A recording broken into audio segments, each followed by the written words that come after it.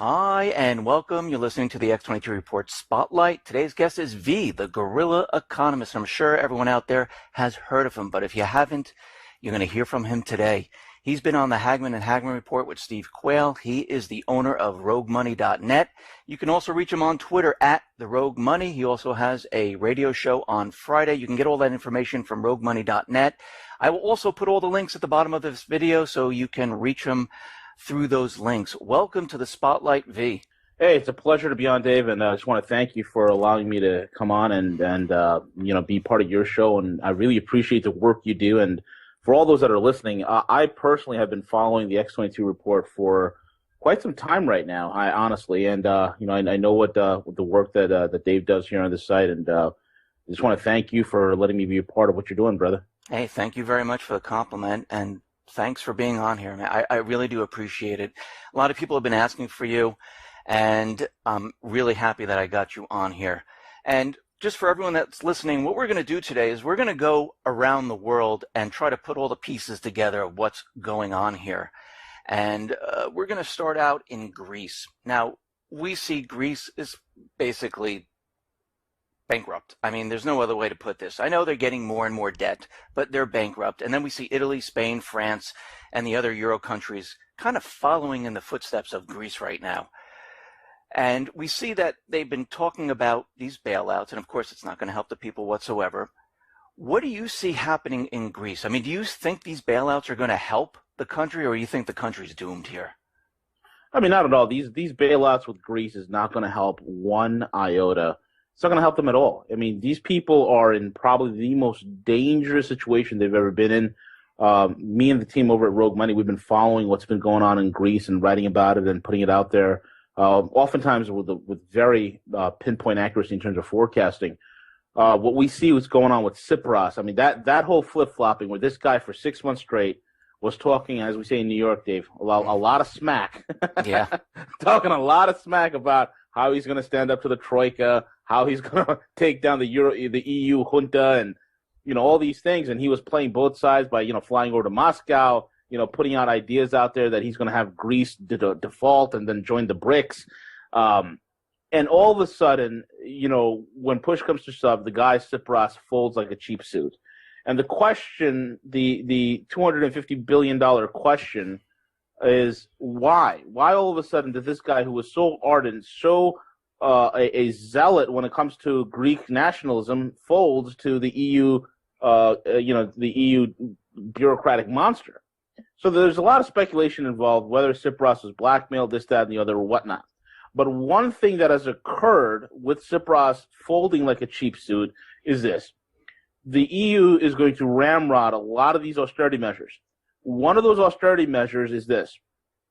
You see, in Greece, as it is in Spain, and my wife's family's from Spain, they have a tremendous amount of foreclosed homes over there.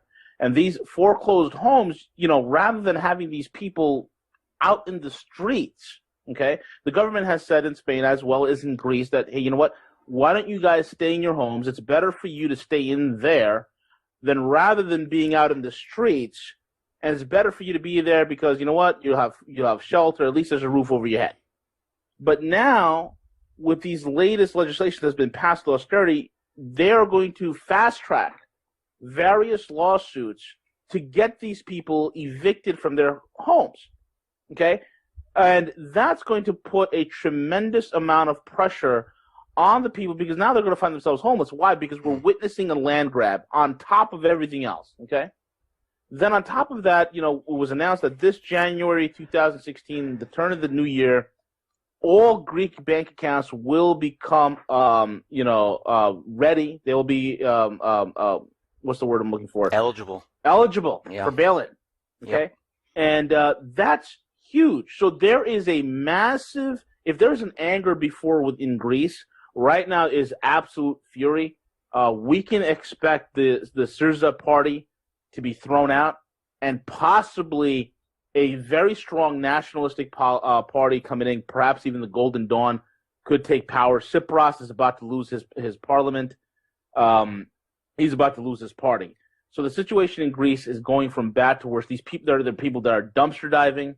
It's so bad, Dave. I don't know if you know this or not, but when when there's new children being born into families, what they're doing in Greece is that there's so many abandoned kids because nobody can afford to feed these kids.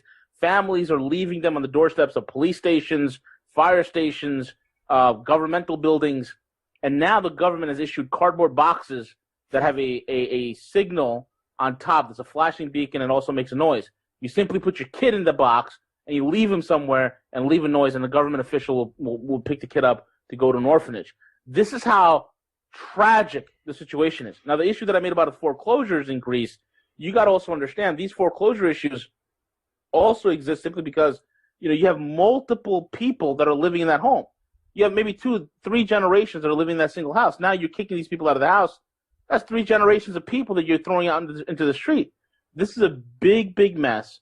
On top of that, the massive infrastructure grabs that are going on with bridges, with roads, with utility companies, all these things are happening, and we're seeing the solution for these animals in Brussels that sit in the EU, and that solution is to devour everything. These crazy nut jobs.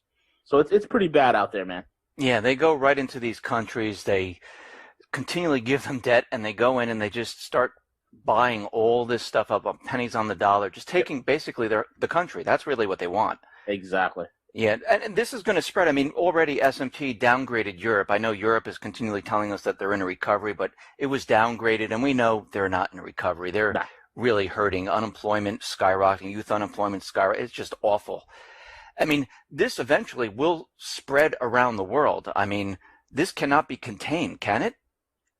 I mean, there is some containment policies that are being done. I've seen that. I mean, even though the countries in the BRICS, they are the cleanest shirts in the playground, so to speak.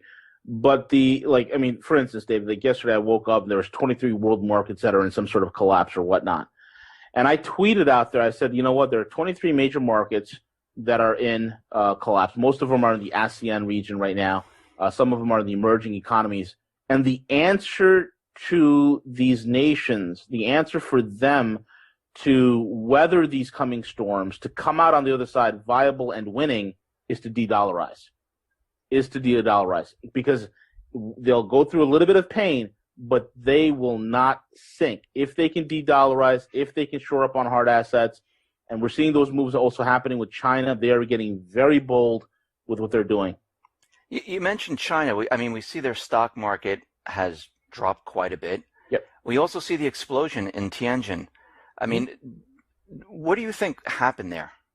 Tianjin it's pretty interesting. The verdict is still out. I've talked to some of my intel guys who are who have backgrounds in physics and who served in various clandestine as well as military operations, and these guys have said to me, one of them in particular, my buddy Wayne, my buddy W, he said it best. He said, when you look at the explosion, it doesn't look like something that was an explosive device, just the physics of it from the floor on out.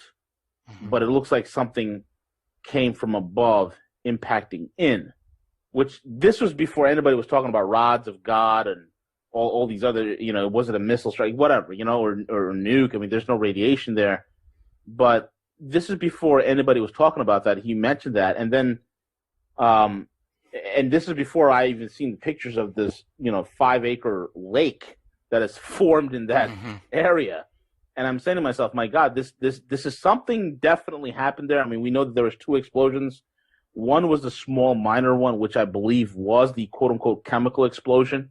Okay, it was a small minor chemical explosion that did occur, but somehow it was timed and sequenced in such a way that chemical explosion was able to provide cover for the much larger explosion that took place immediately after that, Right. So I believe, and and talking with some of my guys, that there was some sort of a kinetic weapon used, and we know that these kinetic weapons, like you take a tungsten rod, or when these guys are talking about the rods of God, and you're able to launch it from space with pinpoint accuracy, you reach a velocity of 32,000, 32,000 feet per second. You're looking at Mach 30 plus.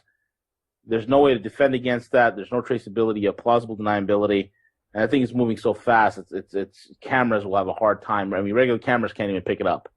So it's something definitely happened in Tianjin. And the craziest thing is that Tianjin attack happened within 24 hours of the Chinese saying, "Hey, we're devaluing our currency," which is their way of saying that we're depegging from the dollar. And they did depeg. And within 24 hours, we see this strike. And then today it was announced, actually late last night, it was announced that the U.S. is getting kicked out of Djibouti, and China is going to be sending, their troops to take over there. And one of the things that have been leaking out in the intel world for some time, there's been a little proxy conflicts all over the world between the U.S. and the Chinese and the Russians. And one of those hotspots was, Djibouti, which is situated on the horn of the western side of Africa, the Horn of Africa over there. And it's a critical, integral part for the Suez Canal, the Middle East, the flow of oil.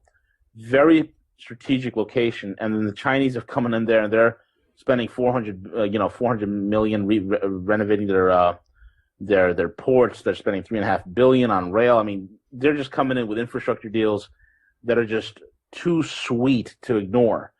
And we're seeing the U.S. getting kicked out. We're seeing the Chinese coming in. So there's a lot of things that are happening behind the scenes, Dave. There's no doubt there's some serious power plays that are occurring. The laughable announcement of China saying, "Yeah, we only got 1,650 metric tons of gold," which is ridiculous. I mean, they're 20,000 metric tons plus from everyone that I've talked to. Right. And then right after they announced their gold holdings, they get, I've been saying it for 10 months that China has no desire to be part of the IMF and their trash basket of currencies called the SDR.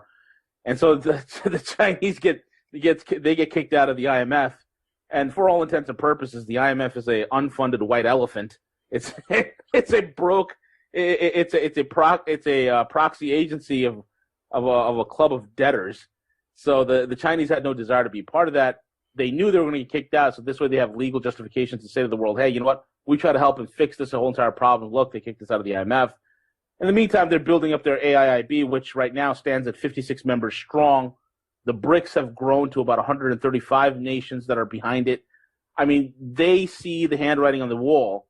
When you have the largest economies, 25 of the largest economies in the world, and these 25 nations, they don't see eye to eye on a lot of things.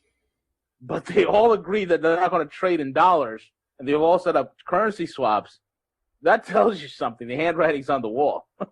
Yeah, they're completely separating themselves. I mean, Russia, China, and the other BRIC, they're completely kind of backing off, saying, "Listen, okay, let's do everything on our own." Yep. And they're setting everything up on their own. Okay, let's move now over to what is happening in Ukraine. Mm-hmm. We see right now, I mean, there is the Minsk 2, there was the Minsk 1, there's the Minsk 2. Yeah. Putin is out there trying to broker peace, stop things from happening all over the place. At least that's the way I see it. And we see in Ukraine, we know the U.S. government, central bankers, they don't want this to happen. They want Ukraine. They want the southeastern region. They want Crimea back. I mean, do you see war breaking out there? I mean, there's always a potential for war, but the Russians have that area on lockdown. For instance, the numbnuts over at NATO who are beating their little chests and saying, "Oh yeah, we're going to set up combat air patrols in the Ukraine." And what did Putin do within a matter of days? He set up S-400 surface-to-air missiles. S-400s are the most advanced missiles in the world. I mean, it is a pretty much 100% kill ratio, and we have no counter to it. I mean, this is a missile that flies at Mach 7 hypersonic speeds. It does 120 G maneuvers. There's no way to counter it. And the S-400 can track stealth aircraft. That's one thing I want to make it clear. So any notion of some American propagandists out there saying, "Oh yeah, we're going to fly our stealth B-2 stealth fighters," okay. So the F-35 would be no match. The F-35 is a flying pig. I've been saying it for years. It's horrendous. I mean, a MiG-21 from the 60s will shred an F-35 in a dogfighter. That's a fact. Yeah. So so the Russians put that S-400 batteries and S-300 batteries right there, so that nullifies any sort of combat air patrol that they can set up, and those batteries could take down those aircraft in Ukrainian territory with no problem. So Ukraine is devolving into a failed state. Isn't it pretty interesting? The question is, why does the EU want all the land in Ukraine? Why do they want? It's the same reason why they want all the land in Greece. What's on the shores of Greece? Well, Greece is sitting on a very large natural gas deposit. Ukraine is the same thing, but it's not in the mainland Ukraine. It happens to be in the Crimea. Right in the Black Sea, there's a large natural gas deposit. Putin knows this, okay? So that's what this whole entire squabble is about. It's all about energy. It's all about control of energy. And the U.S. at this point doesn't care if they start, some sort of a massive war in the process. These guys are nuts. And one of the things, Gerald Celente said it best, when people have nothing left to lose, they lose it. And the U.S. is getting to that point. It's getting very dangerous. And they're getting very desperate. And desperate people always do stupid things. So Ukraine, what do we got going on? We have Nazis that are running rampant.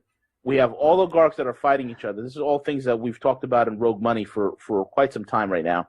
In fact, one of the contributors to Rogue Money is a guy named James, the Russian analyst, writes the best darn articles, the most in-depth intelligence reports on Russia and Ukraine I've ever read in my entire life. And I'm not saying it because the guy just writes for the site. I'm saying this guy's amazing. He's been on the radio show a few times. Dave, if you ever want to interview him, I recommend you want to get a real ground level what's going on in Russia and Ukraine. That's the guy to talk to. Okay. But Ukraine is spiraling into a failed state. Battles between oligarchs. It's turning into a narco state, which is kind of what happens wherever the U.S. and NATO goes. And on top of that, you're having human sex trafficking rings popping up. It is deplorable what they've done to this country. They've taken this country from a first world country in terms of its infrastructure, and then they brought it to almost on its way to a third level status. It's unbelievable. Yeah, I mean, they do this everywhere. I mean, we look in the Middle East. I mean, they did this in Lebanon, Libya, Iraq. I mean, actually, it's the same pattern. It's go into a country, destroy the economy, create some humanitarian need, and basically steal all the natural resources. Yep. That's pretty much it. Yep. So in the Middle East right now, I mean, we're seeing Yemen being bombed right now. We're seeing Libya basically having two governments, the puppet government and the other government that's in Tripoli. We see Lebanon falling apart, Iraq falling apart, and now we have, of course, the Islamic State, which is in Syria, in Iraq, and popping up in all different places, and we really know what they are. They're a proxy army for the U.S., and this is all about the petrodollar, isn't it? Absolutely. We're seeing some major moves that are occurring. There's a lot of movings and shakings happening even within the House of Saud. It's pretty interesting. Back in September of 2014, I kind of reported that I think I was the only one to report that one of the Saudi princes, I forgot his name because these guys have these long hyphenated names I tend to forget.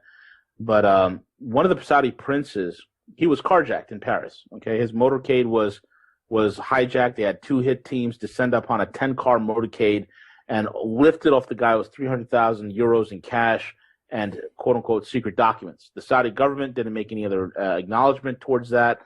They just left it alone. The Mercedes vans that were used to hijack the motorcade was found out in the French countryside, burned to a husk. So this was a straight-up professional hit.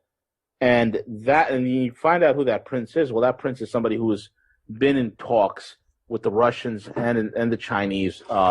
He's very well connected individual, which is pretty interesting because when you look at the current Saudi monarchy with King Salman and the Crown Prince Mohammed, these guys are pro-Western.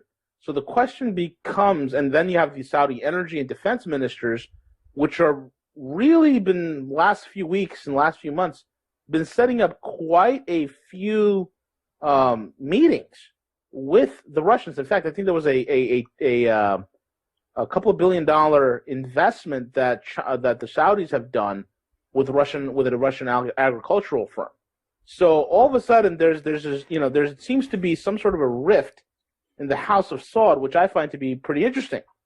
Now, this is also occurring while this is happening directly to the southern border in Bahrain.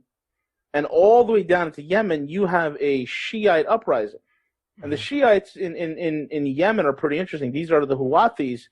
And the Houthis and the Sunni, even though the Houthis are categorized as Shiites, they have more in common with Sunnis. But nevertheless, the Houthis, which are really funded as an Iranian proxy, and for those that don't know, Iran and Saudi Arabia have been fighting a proxy war for decades now, absolute decades. And this is creating massive pressure coming in from the south. And then the kingdom, the House of Saud, also has to worry about the situation in the north, because ISIS is a U.S.-created attack dog, that they can funnel this attack dog in whichever way they so see fit. And now the Saudis are, they're continuing to build up this fence, this massive bombardment on their northern border with Iraq to prevent any kind of spillover, not just from refugees, but from ISIS coming and, plowing into their territories. So these are some serious things that are, that are occurring within the Kingdom of Saudi Arabia. And then you have the continued situations in Syria, the continued situations in North Africa. All of this is basically what we're witnessing, folks, is the end of the petrodollar. Because while the U.S. has been following this insane British diplomacy, this insane British gunboat diplomacy of command and of divide and conquer, right? The Chinese and the Russians have been going in and setting up mutually beneficial trade agreements and energy agreements and win-win situations here. So the people are receptive towards that. People are not receptive towards chaos, disorder, destruction. Nobody wants that. No right human being in their mind wants that. No average person in the Middle East wants that. They want prosperity. They want to be able to send their kids to college. They want to have a successful and bright future for their countries. They don't want to be under this nonsense. So you're seeing this massive rift that is developing in the Middle East that's only going to get bigger, and we are seeing the birth of a new petro system, a petro transactional system, be it the petro yuan, or they go with a gold trade settlement note, or some sort of currency swap, or whatever have you. But we are seeing definitely the end of the petrodollar, as well as in conjunction the end of the dollar as world reserve currency. There's no doubt about it. So let me ask you, and I'm sure everyone's thinking this, when the petrodollar dies, what repercussions are we going to see here in the United States? Oh, man. I mean, when the petrodollar goes bust, you can pretty much kiss King Dollar off of its throne. Those repercussions will come hard and fast. It will come hard and fast in the sense I could see people just dumping massive U.S. dollar treasury dump-offs, massive dumping of the dollar globally, all of which will come back onto our shores as a tsunami of hyperinflation. I mean, right now we're in a little bit of a deflationary period. I kind of see that as right before a tsunami, you have the waves, the water kind of goes away from the shore. It gets sucked out back into the ocean. Well, that's kind of like what's happening right now. That's where we're seeing a lot of deflation. But it's building up to a hyperinflationary tidal wave. And it's that tidal wave that is going to be crashing upon our shores. And that tidal wave is being formed by events in Greece, by events in the Ukraine, by events in China, in events with the BRICS, and events with the AIIB, and events with, with the petrodollar. All of these things are coming in culmination, and it's going to be very, very painful scenario that 99% of Americans are not even ready for, not even thinking about. Right. I mean, it's funny because John Kerry said something, and it's been all over the corporate media and the alternative or new media, where he said if we don't make this Iran deal, the dollar is going to collapse. Yep. Let me ask you, what do you think he meant by that? Simple. See, for the longest time, folks, okay, since I'd say about 2008, I believe. About 2007, 2008, we've been going to war with Iran every year. Oh, we're going to go strike Iran. We're going to blow up Iran. We're going to do this to Iran. We're going to do that to Iran. They got nukes. They're going to get nukes. So here's the backstory. Here's the real honest truth of what's going on with Iran. The U.S. has a long history of meddling with Iran and screwing with Iran and putting the people in a bad predicament. We're the ones who kicked out, Time Magazine Man of the Year, Mohammad Mossadegh, who kicked out the Soviets, who was like a champion of democracy. The world loved the man, except he did one horrible thing, Dave. He decided to use the profits of oil from his nation to the benefit of his own people. God forbid. So Mossadegh, was deposed, and we put in the Shah of Iran and the Savak, and it was like the most dangerous, most horrendous time in Iranian history. And then you have the religious revolution with the Ayatollah Khomeini. Fast forward to today. Well, Iran is, most people, if you get out of your Western thinking glasses, I deal business with Persians, with Iranians. They are a very secular society. Okay, don't let it fool you. They're very educated. They're very smart. They're not Arabs. Okay, and there's a clear distinction. There's a very clear distinction between Persian mentality and Arab mentalities. Two different things. And the other thing is, no one's ever conquered Persia. Nobody has. Okay, so it's a different type of fighting spirit those people have. The Iranians have been sitting on oil. In fact, the dirty little secret is Iran has more oil than Saudi Arabia. And Iran, if given, the thing that makes Saudi oil so wonderful, folks, is not because it's the most abundant oil supply in the world. That would be the Russians. What makes Saudi oil so wonderful is that they're able to extract it out of the ground in the cheapest possible way, with the least amount of cost. That's what makes it so amazing. The Iranians have the same thing, but the lack is they do not have refinery capabilities in order to refine it and bring their oil into the market. This has been a huge problem for many decades. So the Iranians are like, okay, you know what? We can't, we don't have the electrical infrastructure in place to set up these refineries to adequately refine oil. We need to really ramp up our electrical infrastructure, and the way to do that is not, solar power, it's not wind generators, it's actually nuclear power, okay? The dirty word, nuclear power, okay? Mm-hmm.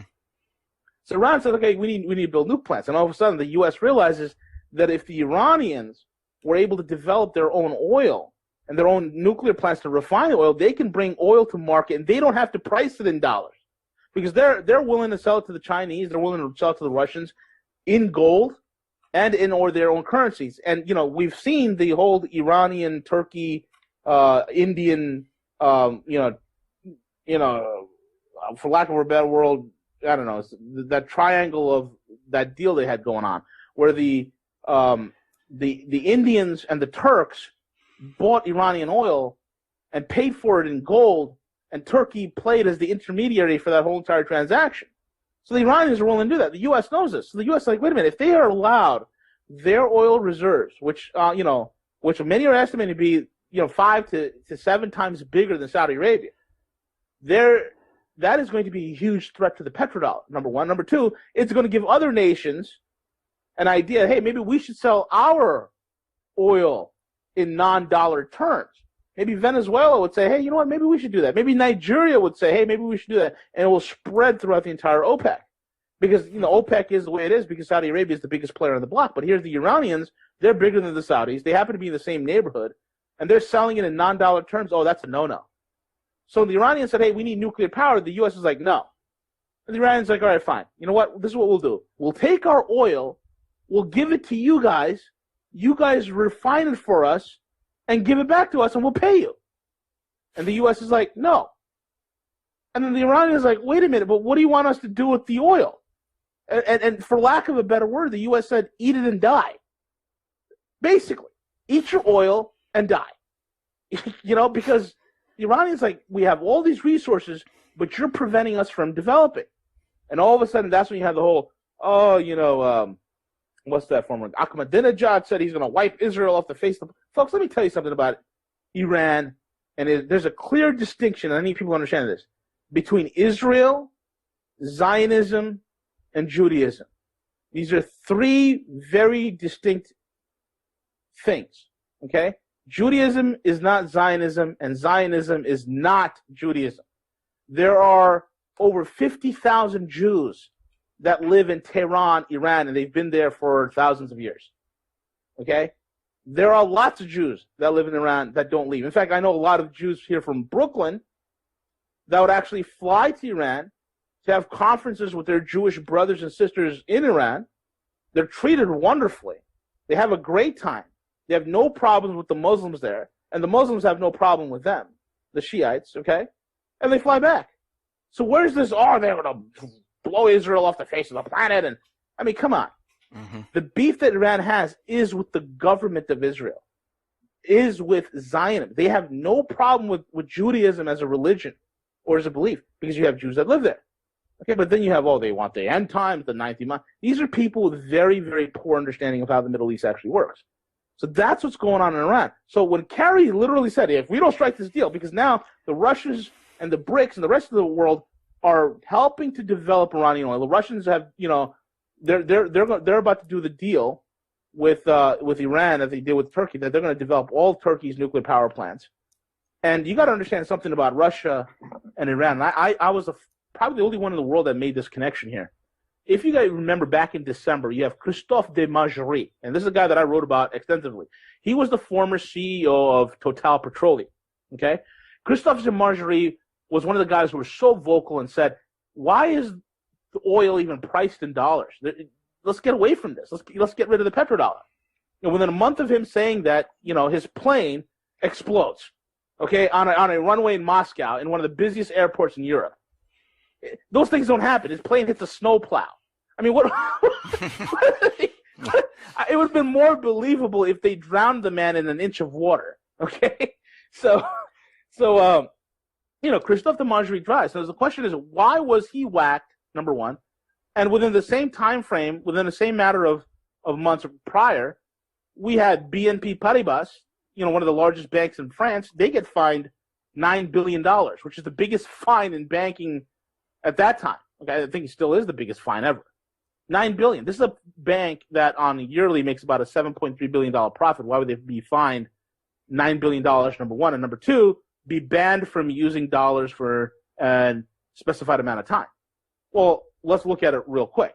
Total Petroleum, okay, was involved in the South Pars development deal, which was Total Petroleum was working with the Iranians in order to develop Iranian oil, helping to refine it, helping to build refining technologies and a lot of engineering going into it to enable the Iranians to extract the oil at even a cheaper rate than, or as cheap, or if not cheaper than the Saudis. That's what's going on here. So that technology that they were developed back in 2006 has come to fruition right now in 2015. The Russians were involved in it too. The U.S. hears about South Pars, and in 2000, in the end of 2006, they shut the whole project down. Okay, they said, okay, no more. And then, Total said, okay, fine, we're not going to. But since then, BNP Paribas and Total, using various, contractors and even the Russians, were continuing to build Iranian refining technology. And then all of a sudden, the U.S. hears it again, and now, boom, they hit, BNP with a major fine. And then Christophe de Margerie and Total Petroleum, which is one of the biggest supporters or sponsors of the International Oil Conference that takes place in Moscow every year. Christophe de Margerie was very vocal in the European Union about getting the heck away from the petrodollar. He winds up dead. And he winds up dead right after his meetings with Putin, Medvedev, and the guy who was in charge of one of the largest private natural gas companies outside of Gazprom. So this is not a coincidence. And all of this centers around Iran. Why? Because Iran is on the cusp of bringing its oil to market. It's going to drop the oil price even more. And unless, the U.S. makes nice with the Iranians at this point, they're going to absolutely lose everything. So the U.S.'s hope on this deal, hey, we'll let you have nuclear capacity, but price your oils in dollars. And the Iranians are like, okay, sure, buddy. Throwing up the okay sign. Yeah, okay, sure, buddy. We'll price it in dollars. Yeah, no problem. So this is the idiocy. This is like amateur hour at the White House. This is amateur hour at the State Department. The Iranians will have that the nuclear capacity. They will have the refining capacity, but they will not price their oils in dollars. The entire Middle East knows this. They all know it. The Saudis know it. And that's what this whole entire reverberations have been going forward that have been happening. In fact, back in April of 2014 and through May, the Saudis and the Iranian intelligence agencies have been meeting in secret in Algeria, and not only them, but they've also called their proxy organizations. So the Saudis called up Al-Nursa, the Iranians called up Hezbollah, and all of them got together and they said, you know what, we need to come to a couple of agreements. This is happening. The world is about to change. There are some conflicts between you and I, but what the deal is that we need to understand that ISIS is a U.S. created non-Islamic terrorist organization. And within a matter of weeks of them saying that, you have the Arab League conference, where many of the leaders in the Arab League conference have come forward and said ISIS is not an Islamic movement and they are a bunch of terrorists. So there's so many things happening right now, David, within the Middle East. It is incredible. We are seeing the death of the dollar. We're seeing a desperate United States. Now, with this death of the dollar, I mean, here in the United States, of course, the corporate media, Obama, the Fed, they're all talking like everything is fine here. We're in this fantastic recovery. We're going to be raising interest rates. I mean, do you see that this economy here is getting any better whatsoever? No, it's a disgusting, deplorable joke. Anybody could take apart the economy in you know, very, very quickly and very easily. You know, the first one is you look at margin debt. You know, margin debt is, you know, it's all approaching 700% at this point. You know, you're looking at at how many people are actually involved in the market. I've been saying for years, how the heck? I mean, this when the market was at 15, 16, 17,000 points. And I was saying to myself, how is the market getting this high on such low volume? There's no volume. Okay, volume is down, money velocity is down, margin debt's through the roof. The PE ratios are, all of that is off. There's no reason for the market to be this high. Then you have, check this out, 93.7, actually right now it's 93.8 million people permanently unemployed, 10.6 million receiving unemployment benefits. That's not including this is separate from the 93.7. Okay, it's separate. 10.6 million on receiving unemployment benefits. Almost 50 million at this point on food stamps, 101 million on some sort of governmental welfare, and that there's some overlap in those numbers. But when you add it all up, you're looking at an unemployment rate that's probably right now from every major firm that tracks. And I've talked to my buddy Michael Rosecliffe with Looking Glass and his software and ran the statistics on it. We're looking at a little over 30% unemployment. We're looking at over 50% of the country is effectively non-productive. It's that bad, but yet, that was 18,000 points on what? Stock buybacks, high-frequency trading, rigging the market, you know, margin debt, margin loans, and the federal and Fed stimulation or manipulation at this point. So that's it. We're running a fraudulent, cheap veneer of a market, and we're calling it an economy. It's a joke, man. It's horrible. There is no recovery. It's getting worse.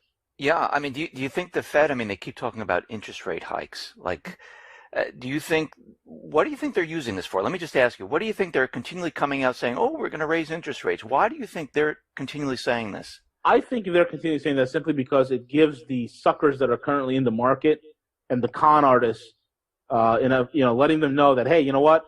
Oh, the market's healthy. So every time we say, yeah, we're going to raise interest rates at this point, that's signaling to the unknowing investor and those who are not awake and listening to the X22 report, or they're not reading Rogue Money, those people will be like, okay, well, you know what? The Fed's saying that they're going to raise interest rates. That means the economy is good. It's getting to a level where the Fed doesn't need to tamper with it. And in fact, they stopped QE, which is nonsense. The QE is still continuing. It's continuing in stealth. They are buying their own debt and they're hiding their own debt. That's what they're doing. That's what QE is all about at this point. So they can't raise rates. If they raise rates, let's say like 2%, you can say goodbye to the housing market. It's done. The housing market is done. 2% raise in the interest rate, just to 2%, right, from 0 to 2%. Over. You're looking at like a 40% collapse in housing values. I mean, already, you know, mortgage applications, the lowest it's ever been in since like almost the 50s at this point.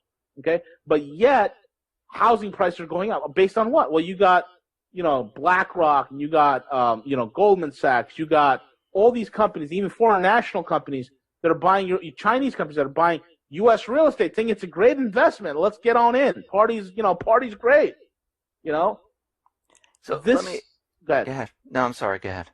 No, this party is going to end very badly, Dave. No doubt.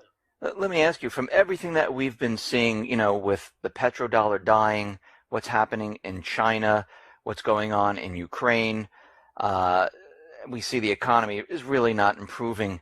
How do you think this is all going to end here? I mean, what should people expect to see happen when this thing completely falls apart? I mean, my God, it's we're going to see. There's an old saying, and Dave, you know this. Mm-hmm. People always say that that hyperinflation is like the Grim Reaper, that no one is looking for it, and then it suddenly happens, and it happens very quickly. I mean, could you imagine in Weimar Germany, day to day, the price fluctuations of the Deutschmark back then, and imagine how it's going to be today with everything being computerized.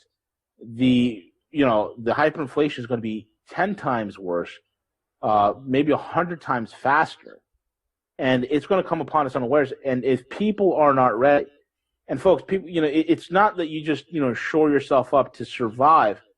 We need to get to know our neighbors. We need to get to know our communities, because the end game here, folks, is look. The government is making preparations for them to stay viable on the other end of this. We need to do the same, because the game right now is he who wins on the other side of this collapse is the one who gets to dictate what happens in the next 20, 30, 40, 50 years. Okay? Governments is what got us into this mess. We don't need that fat, bloated, disgusting, putrid behemoth to be the last entity standing on the other side of this.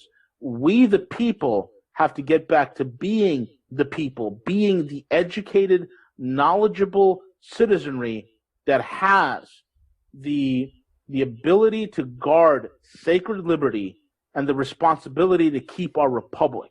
That's who we have to be. So we have to stay winning on this side. It's great that people are listening to the X22 report, roguemoney.net, and the great work that sites like Dave's and mine, and we're all putting out there. But we have to take action in being the great communities that we once were, and get out of this nonsense, because if we can win on the other side of this, we can get our country back.